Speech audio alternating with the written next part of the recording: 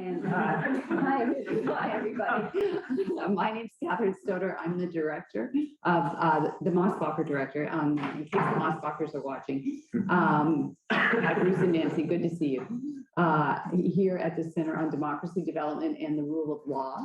And I am replacing the associate director for research, who usually runs our seminar much more smoothly, may I say, Dee Two, who is up at the idyllic Casbis today for a conference. So it's my pleasure to welcome Sue Stokes from an airport somewhere, I understand. You look like you're about to pilot a plane. Great headphones. Ready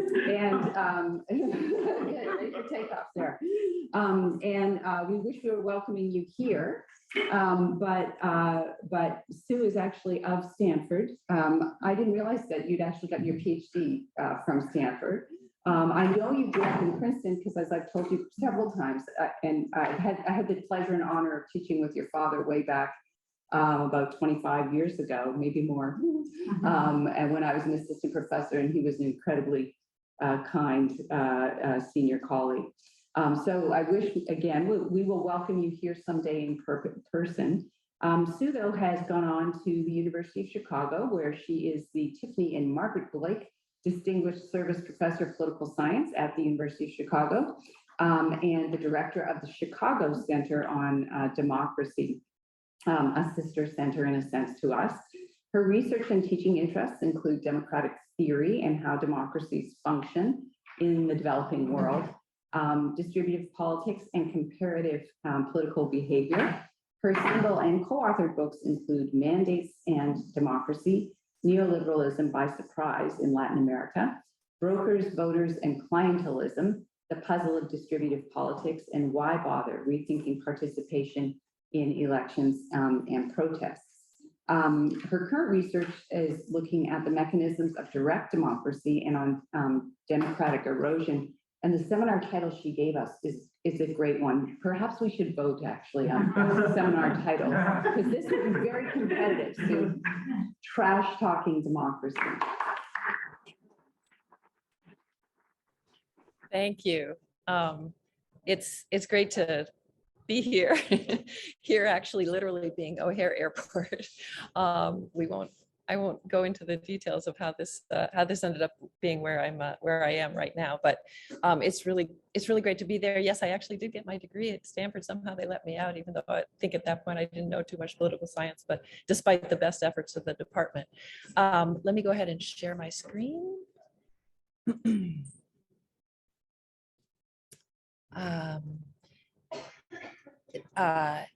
So I'm assuming you all can hear me just fine, and that I will get a chat message or something. A bit closer to your mouth by chance.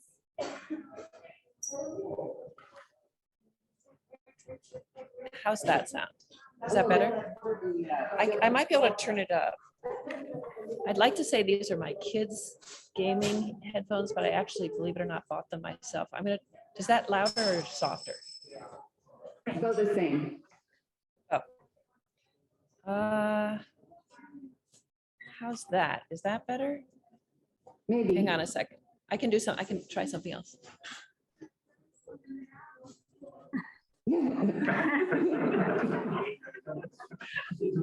Lunch and a show.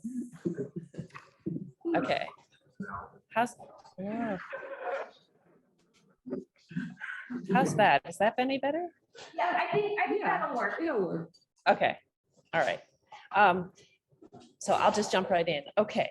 I am going to be talking about a project on democratic erosion. That's the title, Trash Talking Democracy. Let me just say that my work in this area is supported by Carnegie Fellowship, and I'm also working closely with two very amazing graduate students from the University of Chicago, PhD students in political science, Andres Uribe, who will be on the job market next fall, and Ipek Chinar, who's a little bit farther behind. So what I'm actually going to talk about is I'm going to talk about the problem of partisan polarization and its relationship with democratic erosion. And this is connected to the sort of overall theme of trash talking democracy, because it has to do with a kind of cultural or belief-oriented assault on democracy that helps would-be autocrats, aspiring autocrats, to get elected and then to get reelected or to manage to stay in power. So a lot of people have observed a kind of elective affinity between polarization, partisan polarization, and democratic erosion. And many of you will be aware, kind of prominent way of thinking about why it's easier for aspiring autocrats to come to office in highly polarized settings and maybe to stay in office and to win re-election is that other things being equal, if partisan polarization is very exaggerated, then even people who care about democracy, who other things being equal would prefer to keep their democracy, will be willing to say, well, I don't really like his tweets. I don't like the way he's stacking the Supreme Court, but better than that the other, despised party come to power. That's a way of thinking about this sort of trade-off model is a way that Milan Sfolik and Matt Graham have modeled it. And there's some really interesting work by Jennifer McCoy and her colleagues that sort of along these lines as well. I think there's a lot of truth to that, and we can sort of see it in our own politics in the United States.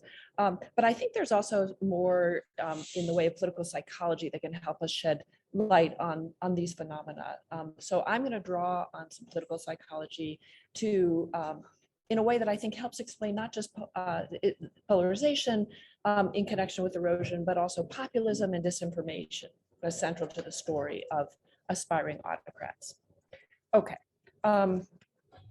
So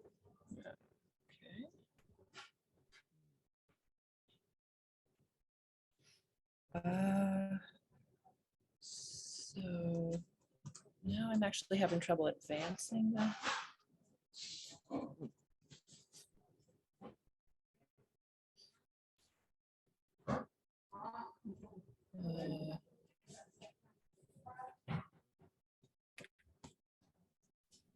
You want to try stop sharing your screen and then re-sharing the PowerPoint, because it looks like you're sharing the whole desktop at the moment. Okay.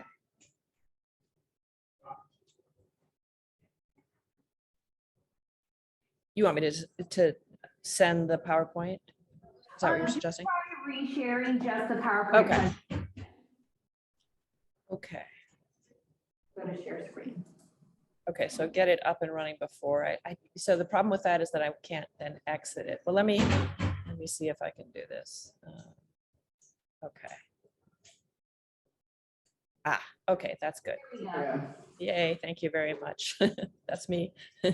Okay, so this figure is just going to show you what you sort of probably already know, which is, or intuit, which is that polarization is more extreme in countries in which there is democratic erosion than in countries in which there's not. That is, democracies that are sort of that are more that aren't undergoing erosion.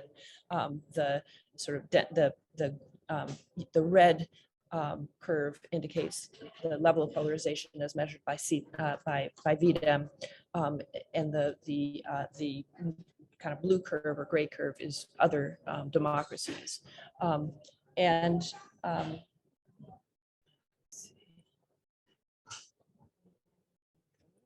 we go.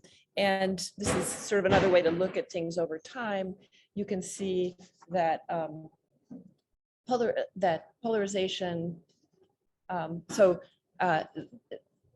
You might have questions about the sort of causal dynamics between polarization and erosion. There are good reasons to think that a more polarized setting will be encouraging to aspiring autocrats, but also because they're helped by a polarized setting, they'll try to encourage more polarization when they're in power, or even when they're not in power. And what this slide is sort of suggesting is that it may well be true that the fact that there is a kind of mutual causation, or there's kind of that the causal arrow runs in both directions. When you get into the period sort of after 2000, when we have a number of cases of erosion, the places that are undergoing erosion have higher levels of polarization on average, and that divide, kind of that gap, grows over time as more of the space is sort of filled with politicians who want to undo democracy. Okay, so let me take a moment to talk about some of the underlying aspects of psychology that help to explain why it is that politicians who are coming to office in polarized settings and who want to sort of thwart the constitutional limits might turn to a strategy of increasing polarization even further. So psychologists distinguish between two sort of basic different types of emotions. Bear with me, this is going into sort of psychological underpinnings of political behavior. One is they described as approach emotions, others are withdrawal emotions. So approach emotions are the ones that you want to trigger if you're a politician, because those are sort of a high energy state, they're states of arousal, they're pro-social, they make people want to go vote and go join protests and donate money, and as opposed to withdrawal emotions that tend to be low energy, depressive, and antisocial. So the key approach emotions for politics, or two of them, are anger and relatedly moral outrage. You know, it's common to observe that would-be autocrats adopt a kind of populist style of campaigning, or a kind of stance of a populist. And it's almost definitional of populism that it involves a Manichaean worldview, a kind of, the world is divided between good and evil, and we're good and the other side is evil. And that all is helpful to the extent that it has echo with your followers, in that it arouses anger and moral outrage and makes them turn out to vote and do other things that you'd like them to do. So I think these mechanisms kind of are at work in tandem with the more sort of, I guess, more rationalistic trade-off models that I mentioned earlier. In parallel with these sort of emotions is a set of thoughts or observations about politics that derive from cognitive appraisal theory, which basically says that if there is a kind of something out there in the environment, a negative event or phenomenon in the environment, if people can be convinced that that bad environment is caused by human agency, that the human agency is intentional, and that the agent who's acting, the human agent, is actually intending to harm you or people like you, that's very effective in stimulating anger and moral outrage. So this again is kind of the sort of emotional, political, psychological backdrop, I think, to what the would-be autocrats do. And let me just give you an example. This is from the sort of notorious campaign announcement speech by Donald Trump in June 2015. And lest you need to be reminded, what he said was, this is with regards to Mexico and immigration, they're sending people that have lots of problems, and they're bringing those problems with them. I think that should say, or I think he said us, he meant them. They're bringing drugs, they're bringing crime, they're rapists, and some I assume are good people. They're sending us not the right people. So this is interesting because it's kind of a vision of migration that entails a kind of centralized actors, presumably the government, the state, deciding who's going to go and who's going to stay, as opposed to the way that we think that migration works, which is a kind of decentralized set of decisions that families and individuals make to either improve their economic well-being or escape violence and crime and the like. So this is sort of an instance of a kind of appraisal theory approach, a sort of way of saying, it's not just that you shouldn't just be concerned about people immigrating from another country. You should be really mad about it because it's an intentional move by another government to hurt you, to harm you. This kind of approach, appraisal theory, also helps explain the elective affinity, at the very least, between democratic erosion and two other closely intertwined phenomena, populism and disinformation. So first, let me say something about populism. so experts zero in on, this is a term that gets used in lots of different ways, and it has sort of popular understandings as well, so it gets us into all kinds of trouble. But academic usage focuses on, among other things, sort of anti-elitism and a kind of Manichaean worldview. So, again, the world is divided between good and evil. That comports very nicely with the kind of mood of anger and moral outrage that the politician operating in an already polarized environment likes to promote. Our research, we've undertaken a significant a lot of effort into using Texas data techniques to analyze the rhetoric of people who run for office, usually for president, or whether they're going to become prime minister should their party prevail, and also the rhetoric of more conventional politicians who run for office from the same countries. And what our research shows is that the aspiring autocrats indeed deploy a rhetoric that's especially negative in valence, and they tend to talk about particular actors or agents sometimes with more greater prevalence, but certainly in more negative kind of spin than their more conventional fellow politicians. So let me give you just a sense of that work. So this is a figure that is illustrating differences in the rhetoric of Dilma Rousseff, who was the president of Brazil between 2011 and 2016, a fairly conventional politician from the Workers' Party. And that's on the left of this figure, and on the right is Jair Bolsonaro, who was elected in 2018, is currently running for re-election in Brazil. Bolsonaro is by every study that I know kind of defined as an aspiring autocrat.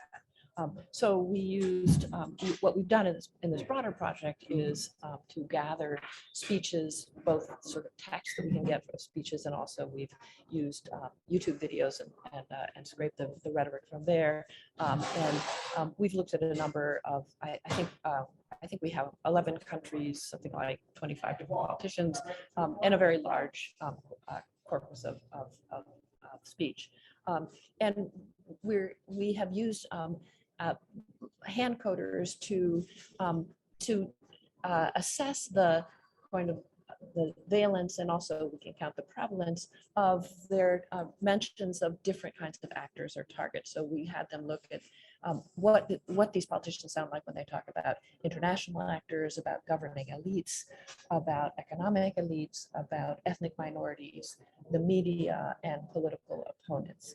So the size of those colored circles are telling you how prevalent, how much time they spend talking about these different actors, and the displacement on the kind of the right left on the x-axis tells you how negative or positive those mentions are. That those dotted lines, which are not, notice they're not in the same place on the two panels, are a kind of zero or neutral valence. And so everything to the left is the kind of negatively valenced, and to the right is positively. And so you can see that that Bolsonaro spends more time talking about international actors, governing elites, and the media. I'm sorry, sir. We're getting some background noise, so it's a little bit difficult to hear you. Could you just speak up a little bit louder, if possible? There, that's good. Yeah. Okay. Can you hear me? So much. I'm going to hold this, mic. Is that better? Yeah. Okay.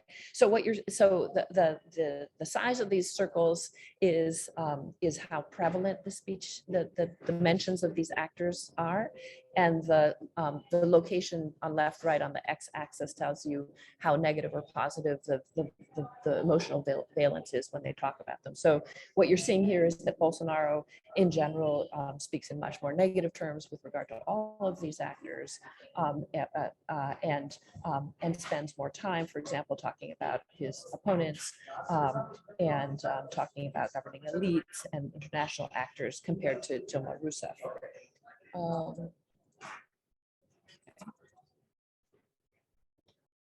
So let me just give you how's that for the audio? Is that better? It's a little bit better. Is it? I'm sorry, you're having trouble hearing me. That's too bad. The best laid plans. You're using closed captioning, so that helps a bit. Oh, gosh, I'm sorry. I'm gonna play with the volume on my control. I'm not sure that's doing anything. Tell me if it sounds louder or more quiet. Not making a difference. In Zoom. Yeah, there is a volume setting in Zoom. I know that, yeah. Is that Okay. ours turned up, right? Yeah. Yeah. I'm How- shocked at the speaker here. I'm just gonna talk louder too. I think I've been worried about bothering people here, but I'll just talk louder. How's that? Not so good, huh? It's a little bit, it's the same. Yeah, I'm really sorry. Okay, well, let me just, I've got the volume on my computer turned up to the maximum. So. Just keep going, that's okay. We have the live transcript up, so we're reading along. Okay. All right. So this is just this sort of the same kind of figure, except that it is reflecting a bunch of different politicians who were defining as democratic eroders, or the literature defines as eroders, and ones who are not eroders. And what you see is that the aspiring autocrats, the eroders, dedicate more rhetoric to minorities and to the press. And I'll just say that the sort of preliminary regression analysis that we've done indicates that verbal attacks on targets actually do predict actual attacks on targets, but only when those occur in already polarized settings. Okay, so political psychology also helps explain the elective affinity of aspiring autocrats with disinformation. So we saw a second ago when I was showing the speech from Donald Trump that he had to do a good deal of spinning and kind of distorting the nature of migration to sort of fit it into this kind of mold of Manichaean and intentional action against his followers. As I'm sure you know, that the lie to them and make them mad strategy kind of went on steroids after the US election in 2020. That continues to, so the so-called big lie continues to be a real issue in the United States. This is results from 3 surveys conducted by Bright Line Watch, which in February, June, and November of 2021. And what you're seeing there is that still something like 2/3 of Republican voters believe that Donald Trump won the 2020 election. Okay. So, and I'll just add that public opinion researchers in the US have been trying to see if they can get rid of that kind of effect by sussing out whether it's cheerleading. That is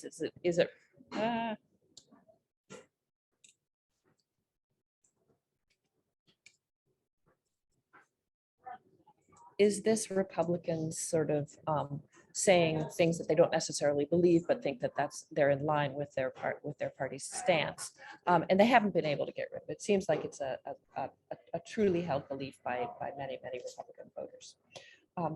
Okay, so I've been telling you a pretty depressing story in which polarization encourages the election and probably re-election of aspiring autocrats. In office, they try to push polarization even further. And when this strategy entails lying, their followers are prone to either are prone to believe them. I am an irritatingly optimistic person, so I'm looking for sort of cracks in this system, ways in which this may not just be sort of a closed system that kind of feeds on itself and there's nothing that can be done. So one place to start with that is to notice that anger and moral outrage are not the only approach emotions. Optimism and enthusiasm are also approach emotions.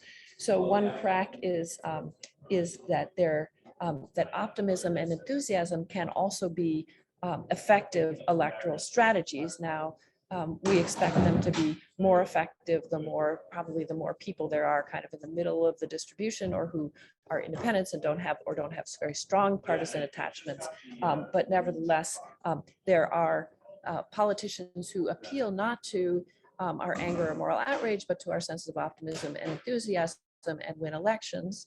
And here is an instance in which one politician who invoked a somewhat more positive sort of affect beat one presumably would be autocrat, although she has not won.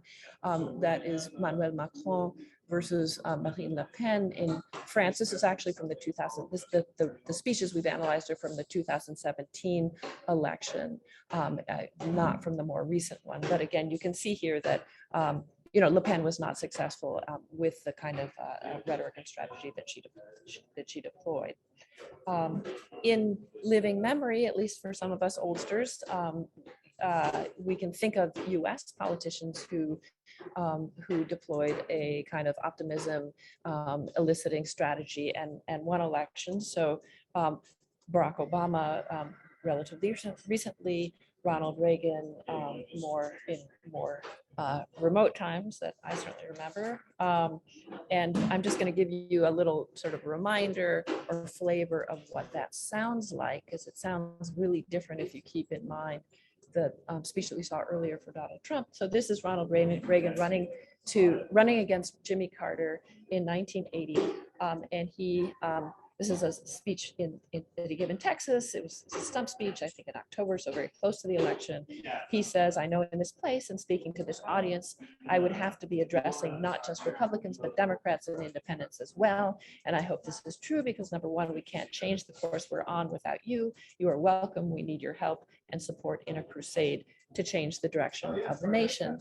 And then he goes on to say, "The important issues of the day have fallen into the hands of people whose motives are certainly not in question, but whose fundamental understanding of how to lead America is woefully inadequate." So notice the pivot away from Manichaeanism. These are not bad people. They are merely incompetent people. And presumably that's a way of, again, winning people over who might be Democrats or might lean Democratic, and who maybe don't want to be told that they follow somebody who's evil, but would prefer to think that they had voted in the past, or that their party leader is someone who's merely incompetent. Okay, so if both polarization and optimism can be winning strategies, we would like to know more about why they are chosen. And the most obvious factor, which I've just alluded to, is the prior structure of partisanship and sort of distribution of voters across a kind of partisan dimension, with a more centrally dense distribution lending itself to the Reagan type strategy. And there is additional evidence that sort of at the subnational level that our student Ipek Çınar is studying in Turkey, which is super interesting, and has experienced a lot of these same phenomena. Okay, so now I'm going to just end by saying a few words about the disinformation part of the story. I'm sure that you have heard and read a lot about it, both in the popular press and in academic literature. One of the questions is, we tell a story, and I just showed you a slide where people are believing a lie where there's a huge amount of presumably fairly persuasive information out there that would lead them to not believe it, but they believe it in any case. So can they ever be led to be dissuaded from those views? Well, I'll just talk a little bit about an experiment that we did at Bright Line Watch, which is a little bit encouraging in this regard. We were interested in whether giving people good information about the post-election audits in Maricopa County, Arizona, could lead people to change their views. And I'm not going to go into great detail because I think we're up against it on time, but we had sort of one treatment that was a kind of control, that just kind of talked about just because this is a national sample, it's not an Arizona sample, so it's kind of telling people about Maricopa County and what happened in the 2020 election. And then we had a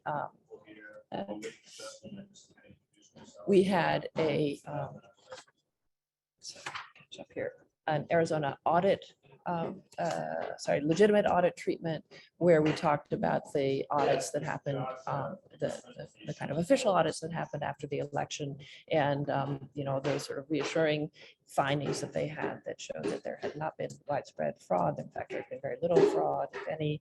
And then we had a kind of cyber ninja treatment, which described the sort of unorthodox and not particularly official state Senate Republican-sponsored audit that occurred, and kind of described that in fairly sort of not just negative terms, but gave a lot of sort of detailed information about what that had involved. And the outcome question that they were asked was, how confident are you that the official count of votes official counting votes for president in Maricopa County was correct? And we do find some movement in opinions. So among Republicans, exposure to information about the official audit more than doubled the confidence in the vote count. Which increased from 22% to 48%. So, what it tells us is that information about the standard process intended to verify the election results can be reassuring to Republicans who might otherwise be sympathetic to claims of electoral fraud. Now, I could show you other experiments that we've done and that others have done that have had less sanguine results, but sort of suggests that it's not an airtight kind of process of people selecting what kind of information to take in, completely discounting factual information. Although, of course, in the real world, we're dealing with a competitive information environment. So this kind of information would be expected to be countered in real life by information that is more supportive of the big lie. I'll just end there, and happy to take your questions. And I really apologize for the audio problems here. And I assume I should stop sharing my screen. Yes, please. Great, thank you. All right, so now it's our turn for asking you some questions, and hopefully you can hear me.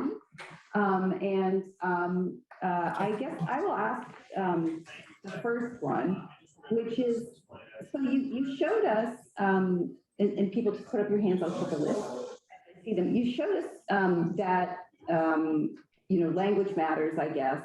But at the beginning, you showed us sort of the curve of eroding democracy. So can you tell us a little bit more about that measure, how you're measuring it, and the amount of polarization that is necessary in rhetoric? Like, what's the tipping point that seems to move the needle to either further polarization or the winning of an authoritarian-minded president? And you seem to be taking it as a given.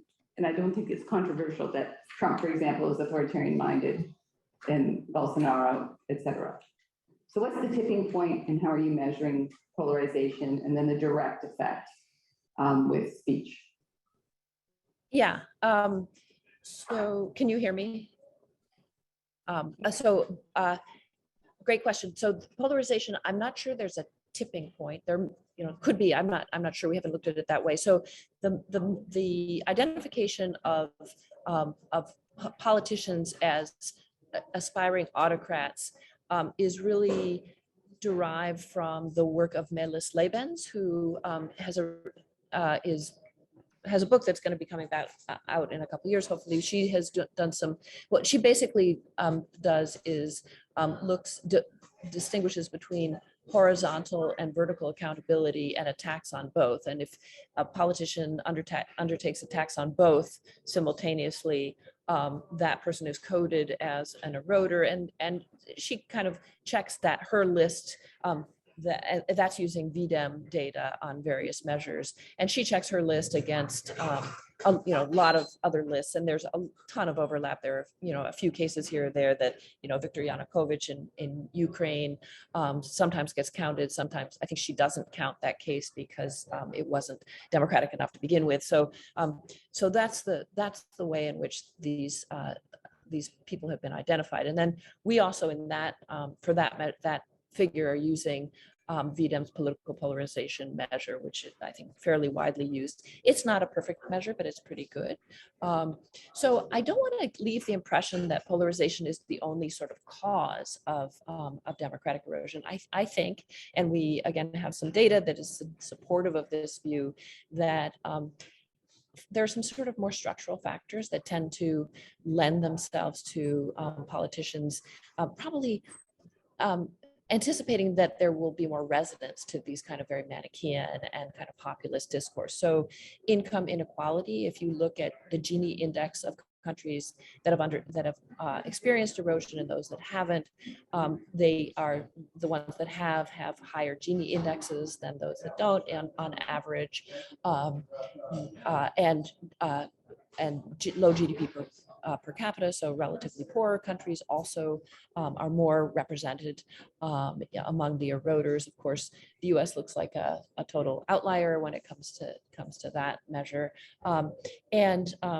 so there are some structural things that are not entirely out of line with the sources of instability in the old days when it used to show up in terms of military coups. One thing that we have not seen so much of, and we haven't really done the due diligence in terms of statistical modeling at this point, but it looks like the age of democracy is less of a factor. But those independent variables are all kind of related to one another. So one has to undertake that kind of analysis with care. Okay, that's great. Very helpful. Thanks. I think when you turn toward the computer, we can hear you better. So I wonder if you're like that. Yeah, your headphone microphone. That's much better. Okay, so Mike Toms and Marissa Van Brett. Oh, okay. And I'll put some on too. Yeah, Mike. Okay. Hi, Sue. Hey. This is really great research. I have two questions that I wanted to ask you. In your presentation, you had documented elite rhetoric, what the elites were saying. I was wondering if, as part of this research, you have a strategy for estimating the effect of the elite rhetoric on people's attitudes. So that's question number one.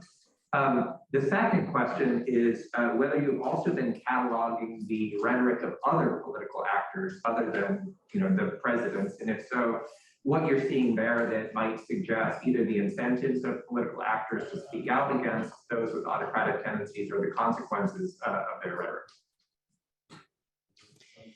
Thank you, Mike. So we are interested in testing the effects. We're not sort of making just assumptions that this polarizing rhetoric is effective, and we are actually at the moment field testing a survey experiment in which we kind of give a polarized version of a sort of a made-up speech on a topic, and then a kind of unifying and sort of optimistic version. And we're looking at the impact on, especially heterogeneously among supporters of one party or the other. And so far, I think I guess the only, it's very preliminary. I guess what I notice is that the optimism kind of versions seem to be quite effective, and we think that there may be some differential effectiveness when you look at the outcome of political participation, like do you plan to vote in the next election, versus partisanship. So one of the things we're interested in is it more effective in building a partisan base to use a more optimistic or more polarizing discourse? And party identities is hard thing to study kind of endogenously. We think that those things develop over time, but we're looking at kind of the intensity of people's expression of partisan attachment, and it definitely looks like we're moving their sense of partisanship.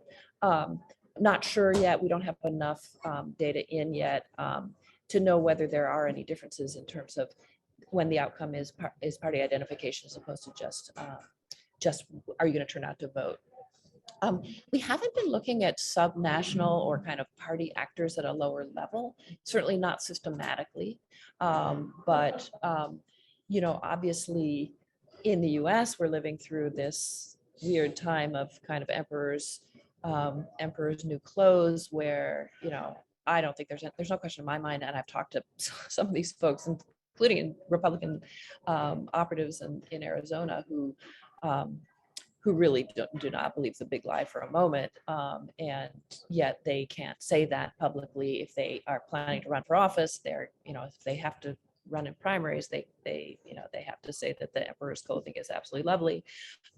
So I haven't figured out how to look at that systematically, and it would be interesting to look at that across nationally. The person I mentioned, İpek Çınar, who's working on democratic erosion, and she's Turkish, and so some of her research is in Turkey. She's very interested in the kind of the relationship between the eroder and his party, which is complicated, as you can imagine. So she may figure out a way to more systematically gather information about the way that they're speaking, but she's looking at it more just more qualitatively at the moment. Great, thanks. Okay, Marissa, and maybe people should introduce themselves if they, yeah. Hi, my name is Marisa Kellum, and I'm a visiting scholar for the year here at CBDRL. And I'm very interested in understanding the relationship between polarization and democratic backsliding. And I know it's very difficult to know, that because there's this reverse causation, but I'm curious about your intuition about the problem. Is there polarization prior to even like Bolsonaro or Trump sees polarization in society and decides to run like prior to their campaigns? Or is it something that they do during their campaigns? Or does it come about once they're in office as a way to stay in power? And does the polarization then, when we see erosion, right, by the Democratic leader, elected leader, does that then create polarization on the people who are opposed to it? So where should we put polarization in this process? And how should we study that? And I know you're trying to get at that, but there was a little bit of, it wasn't so clear to me whether it was before or after or during the campaign or once in office. Yeah.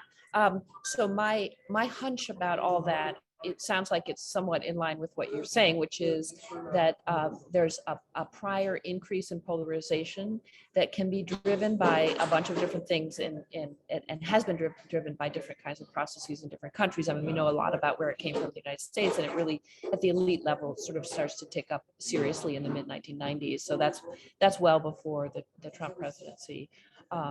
In a place like Brazil, there's sort of a pro-PT, anti-PT kind of polarization that goes back certainly to the Rousseff presidency and earlier.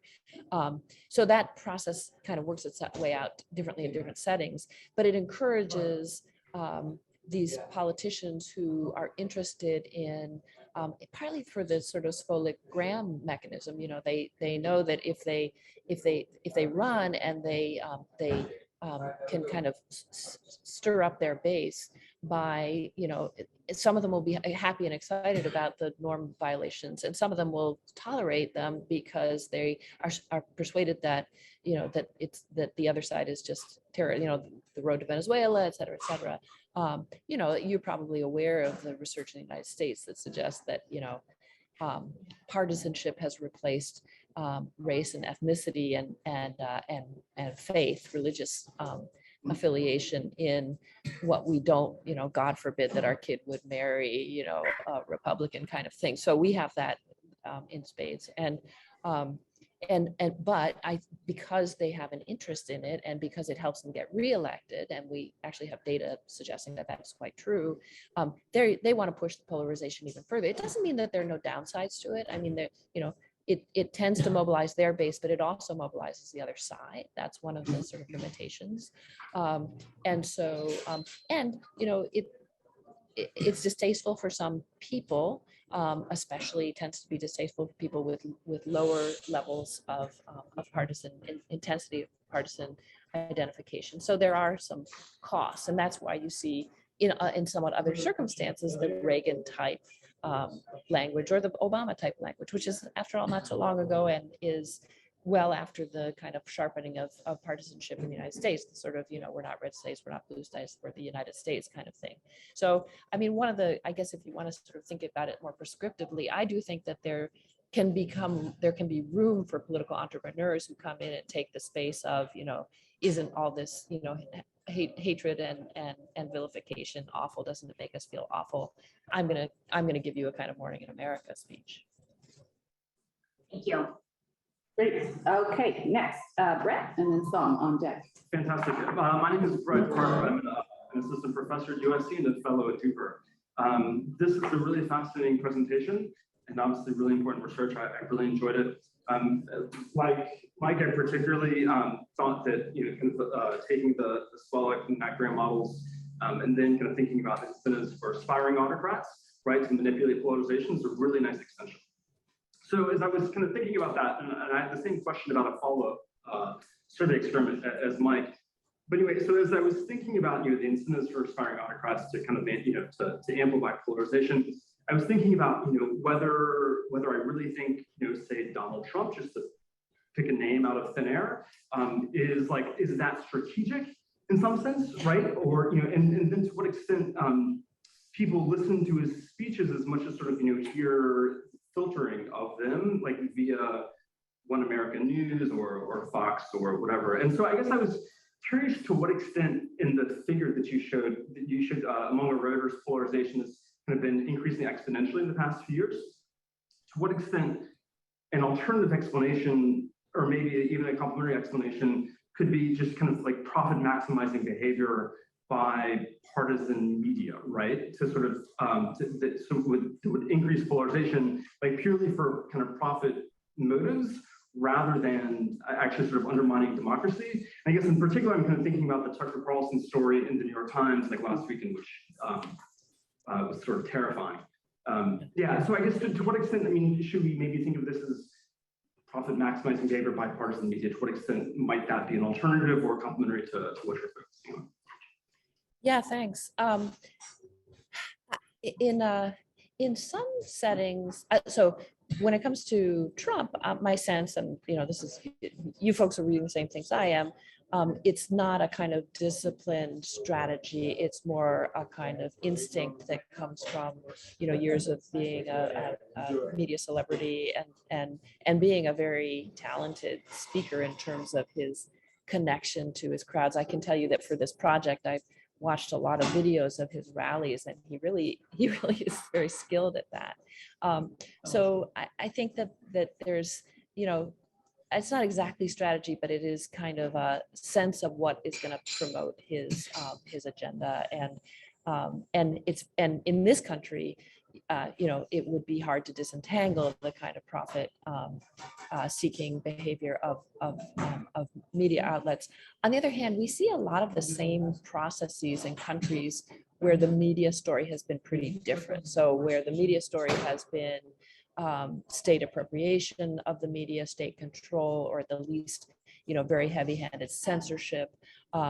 So rather than relying on a profit-making media environment to help, and by the way, make a lot of money on this stuff, on expanding audiences and advertising and the like, it's more a story of, let's say, censorship in Venezuela, or not letting the opposition media get access to newsprint, or in Russia, a kind of soft censorship grew into a harder censorship and increasing state control of the media. We just seen in Hungary, the last election, the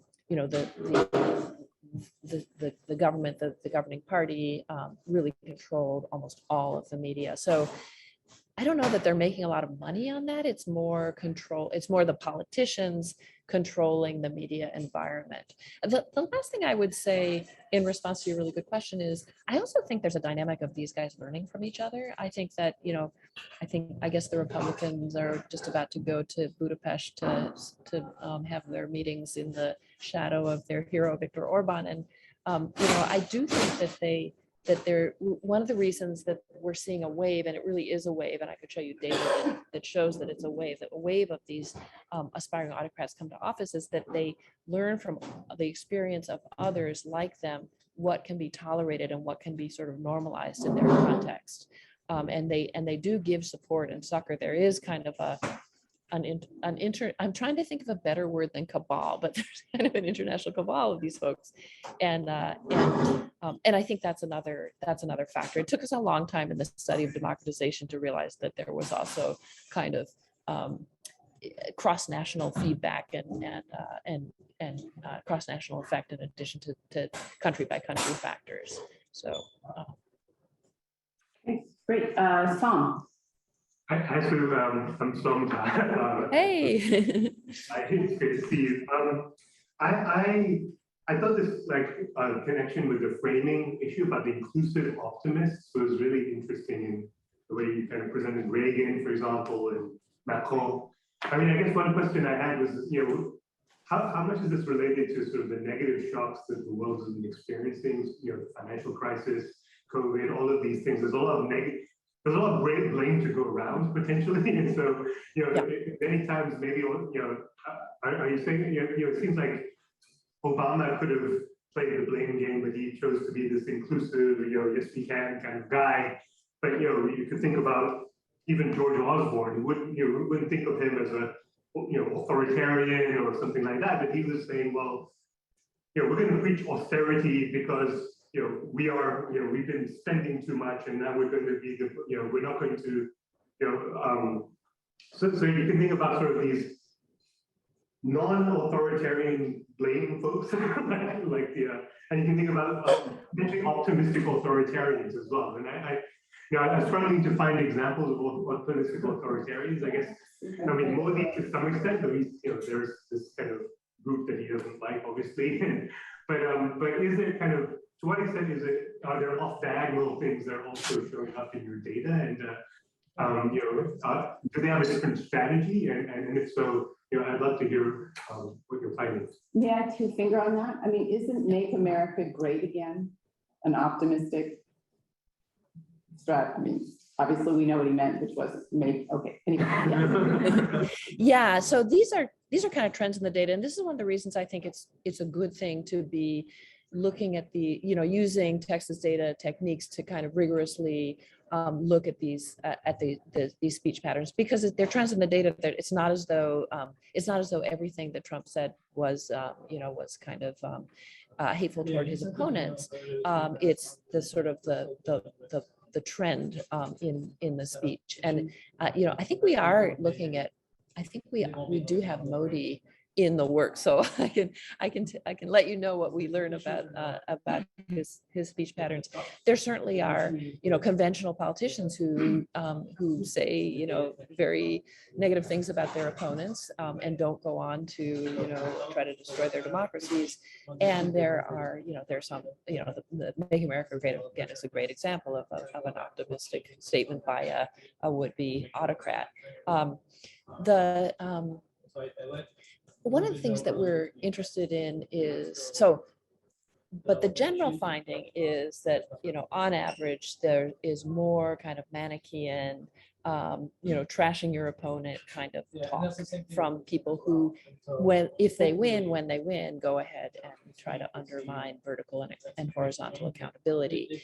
And one of the things that we're looking at is the predictiveness of their speeches, and particularly if they go on to undermine the independence of the judiciary, do they beat up on the judiciary in their speeches and so on?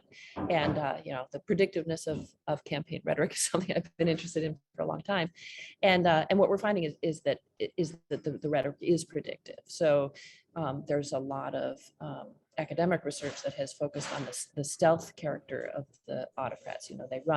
They don't tell people that they plan to trade away their democracies, but that's what they sort of do. But what we're finding is they're not so stealthy in the sense of dig into what their rhetoric is and compare it to what their opponents sound like, and you actually get a kind of an early warning signal about what they're going to do.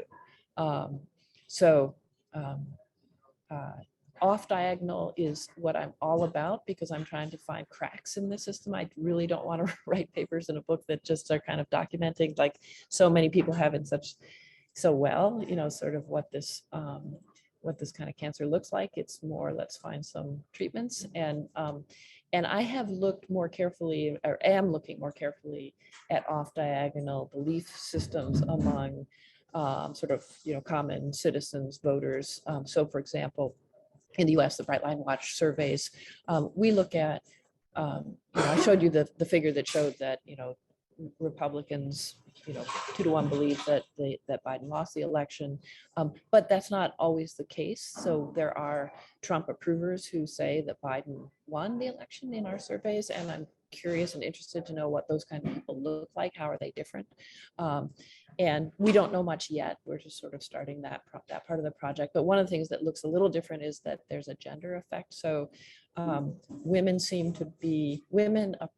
who say they approve of Trump are more likely to say that Biden lost the election. And we think that may be a kind of a selection effect because, of course, Trump is much more popular among men. And so that the women who are brought into the cult, I'll just call it that, are kind of, more hardcore true believers.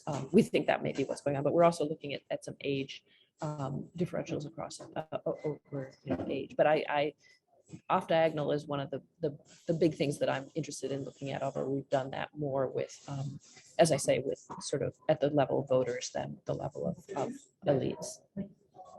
Okay, thanks. We have time for one more question. So I know, Aisha, you had one. Oh, okay. Thank you. This is Aisha. I'm a research scholar here at the CDDRL. I'm interested in you speaking about the differences between these countries a little bit, because you say, I really value this, like thinking about democratic erosion in terms of culture and belief systems. So what do you expect to find, or what did you find in terms of, for instance, difference between Mexico and Turkey or America? And the other question is, I'm really interested in this, the impact of polarization on people's political behaviors. So for instance, like disinformation can cause, approach emotions, can anger people and, get them out the streets, or they can create like fear, sadness and all that. But then there's also like maybe in relation to this withdrawal, like cynicism and apathy, those kind of emotions where they just like not only be like angry or anything, but just withdraw from politics altogether. So what can you say about this? Yeah, no, great. So, these are very different countries. I wish I had showed, there's a map that we have, a nice map that shows the distribution of democracies, and it's very cross-regional. It's very dispersed across the world. There are a lot of cases from Latin America, the United States, and North America. There are a number of sub-Saharan African countries, such as South Africa during a period, Central Europe, Eastern Europe, less so in more near misses, I think, in Western Europe. They're really different countries and very different kinds of leaders in some regards. So the Latin American would-be autocrats tend to be more left-wing, whereas if you just looked at Eastern Europe and the U.S., you might think that these are, and in fact, Adam Jaworski in his book, Crises of Democracy, really kind of identifies the phenomenon with right-wing, anti-immigrant leaders like Orban or like the peace folks in Poland. So very different countries, very different phenomena. Some things in common, and I've suggested them: the polarization, high levels of polarization, probably on average more poorer, probably on average more unequal, and I think growing income inequality in many parts of the world has been part of the story, or just stably high, or maybe even decreasing a little bit. But in Latin America, what we've seen is income inequality shrank a bit. It's the most unequal region by far of the world, but it got a little more equal during the period of some of the of the left turn, which has included a number of politicians such as Correa in Ecuador and Daniel Ortega, I'm not sure we still count him as a leftist, but who were sort of part of the left turn and also have turned out to be quite autocratic. So they're very different settings.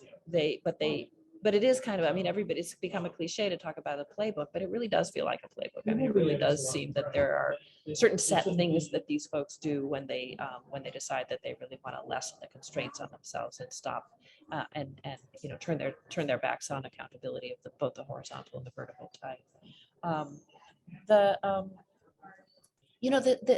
What you say about cynicism is super interesting. So that's part of this idea I have of trash talking democracy. So, in the trade-off model, you can think of it as, the more we think our democracy isn't really working very well and is sort of, malfunctioning and never really was much of a democracy to begin with, the more willing we'll be able to trade, we will be to trade it away for a leader who does X, Y, or Z.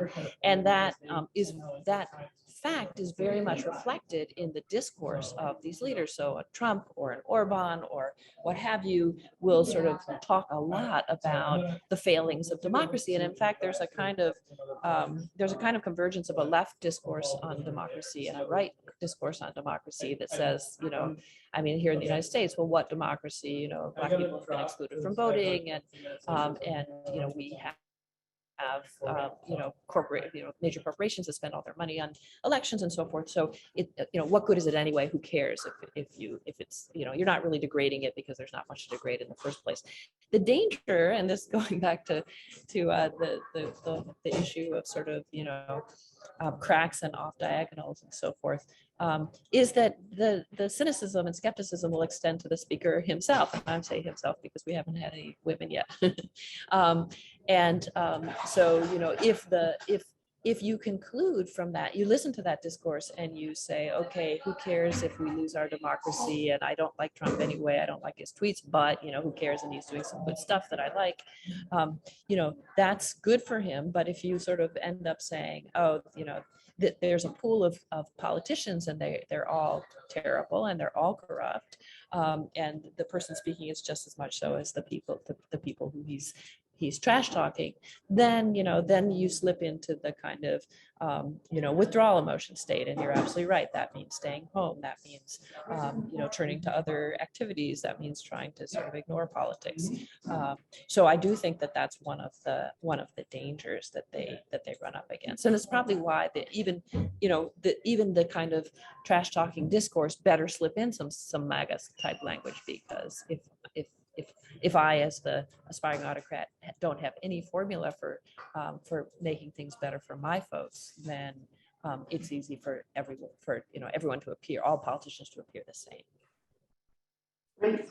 All right. Well, we are at the end of our time. So thank you very much, Sue. Thank you for all your great questions, and thank you those online. Have a wonderful flight. Thank you so much, and thanks for being so patient with my audio issues. This is an experiment that didn't quite work. It sounds like a really interesting, huge project. So we'll watch for more products from it in the years to come. And well, as I said earlier, I hope to have you out here in person, with or without your headset. I would love that. Thank you so much. Bye.